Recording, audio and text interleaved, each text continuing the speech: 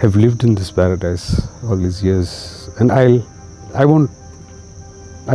die here. I will not go elsewhere, because I have found a home, and this home has been given to me by the earth, by the trees, by the animals, by the people of this area. I'm so much at home here.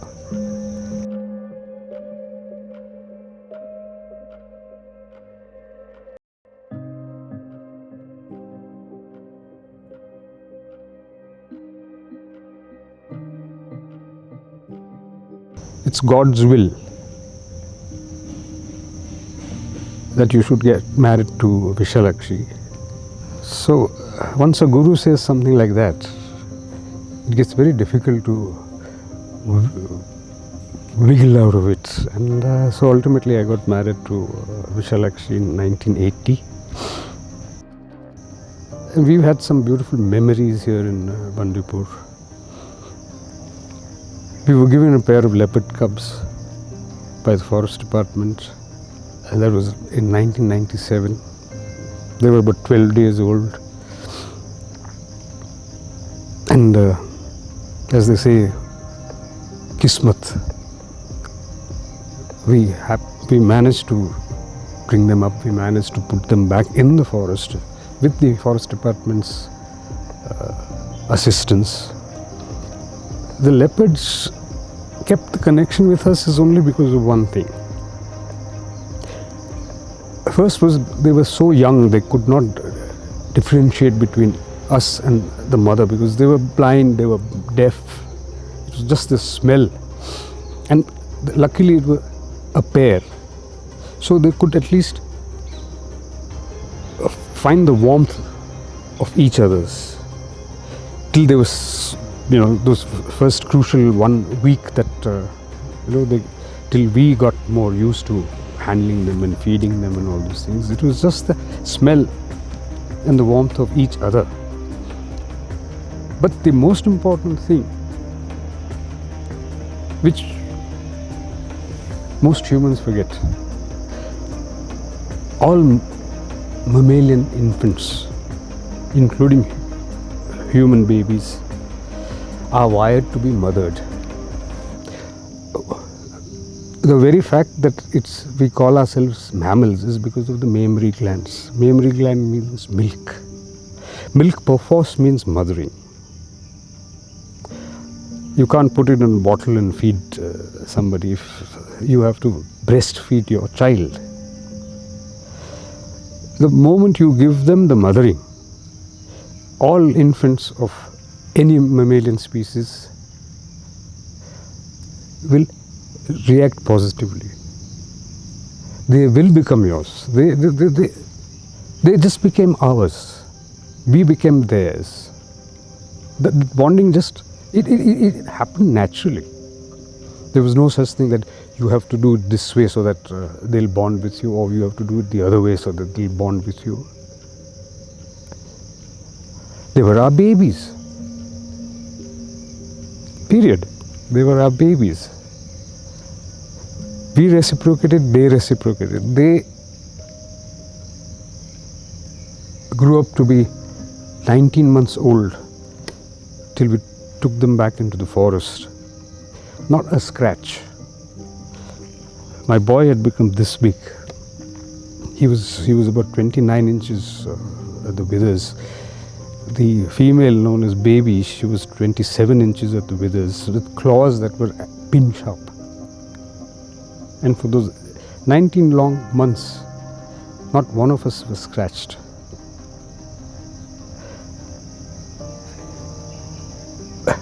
Discipline. And what is this discipline? A loud shout is good enough to keep children from misbehaving. And that's exactly the same thing with these. We never looked at them as leopards. They were our babies, period.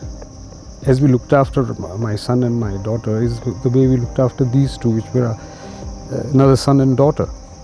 So bonding was a foregone conclusion. It's when you move back and start looking at them as not your species. That's when the bond tends to break. What could we teach them? We couldn't teach them stalking. We couldn't teach them patience. We could teach them nothing. It was instinct. It was inbuilt. It was one thing that we could give them which the mother couldn't have. And that is to give them the best feed. A leopardess in the wild may at times not be able to hunt enough or give milk enough to the babies. Here, at least the humans had this, we had the capacity to give them good nutrition. So they grew into very beautiful leopards. Broke the bonds to the extent that otherwise baby, the moment we went into the forest and we called, she'd come galloping and sit on our laps, even when she was 9 years old. But this bond broke. She would let us know that she is in the area. She would call back when we called for her. She'd show herself for a moment, but she stopped coming to us. And she broke the bond. She broke the bond. We still used to go there every day, hoping to meet with her. She would let us know she's there by calling. She'd leave a scent mark, see her pug marks. In fact, she would call us from. That's actually what we wanted out of her. We wanted her to be totally wild, with no dependence upon us. And she proved it. My boy went after a sambar stag and he got pierced and he died in the wild.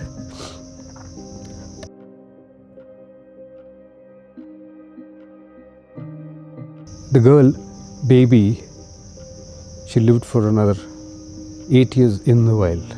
She had 5 litters of cubs, as we know, and she had 2 abortions. So at least 7 times is what she had. She was pregnant. And she had this grace, I would call it the grace, to take us to her newborn cubs, which she denned wherever she had the chance to den. We didn't know who the male was. We didn't know where she was denning. But the day she littered, she would insist on taking us through the forest, through tall grass where you can't see elephants, and allow us to handle her newborn cubs. That is so unique. I've written this book, and after this book gets published, I'm willing to expire, because it's something that has not happened.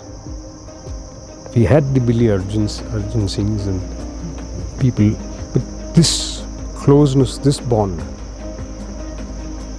for 8 long years. The last that we know of, somebody from the forest department seeing the male, my baby, and her 3 cubs, 5 leopards at a go, going in a file deep into the forest. It was like she walked off into the sunset. It was so bittersweet for me that I used to sit and cry.